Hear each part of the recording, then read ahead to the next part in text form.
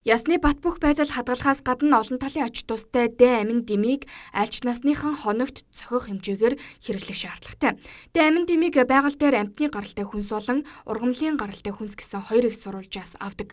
Д витамин нь далайн гаралтай хүнсэнд их хэмжээгээр агуулгдсан байдаг. Харин манай улсын иргэдийн энэ төрлийн хэрэглээ таараа учраа бид бэлтгэл хэлбэрээр нөхөхөөсөөр аргагүй юм а.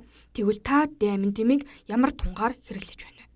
Дэмээс ангаас бол витаминуудыг аваад уугаал байгаа юм. Тэр охиндоо нэг D витамин авсан л да.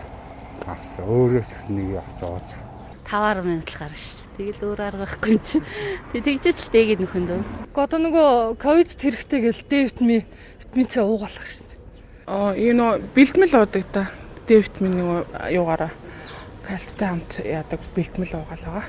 Иргэдийн ихэнх дэ амин дэмийг ямар нэг жоргуугаар хэрэглэж байна. Гэвч юун түрүүнд цусан дах дэ амин дэмийн хэмжээг тодорхойлох шаардлагатай байна. Үүний дараа хүн хүнд тохирсон хэмжээгээр эмчийн жор бичигдэх учиртайг мэрэгжлийн хүн тайлбарлаж байна. Ер нь бол одоо хүүхдийн хувьд бол өстэй хоногт хэрэглэх хамгийн дээд тун маань бол 2000 олон улсын нэгж байж байдаг.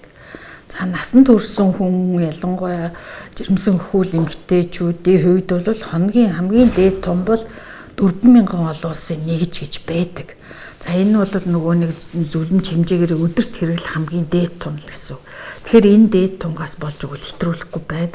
Дэ амин дэмийг бол ер нь эмчийн заавраар хэрэглэх ёстой. Яагаад вэ гэвэл дэ амин дэм маань тутлаасаа гадна бас хитрхи замбраагүй одоо тийм ээ хэрэглэх юм бол илүүдэх эрсдэлтэй байдаг. Дэ амин дэмийн илүүдлийн хордлого нь бол бас нэлээд төвөгтэй байдаг. Тийм болохоор энэ дэ амин дэмийн илүүдлийг сэргийлэхийн тулд заавалжгүй эмчид үзүүлээд өөрийнх нь наснда тогорсон тун хэмжээгээр хэрэглэх нь бол шаардлагатай байдаг. Нэг хүртэлх насны хүүхдийн хоногт авах дэ амин дэмийн хэмжээ нь 400 олон улсын нэгж байдаг бол өндөр наснуудын хувьд 600 олон улсын нэгж байдаг.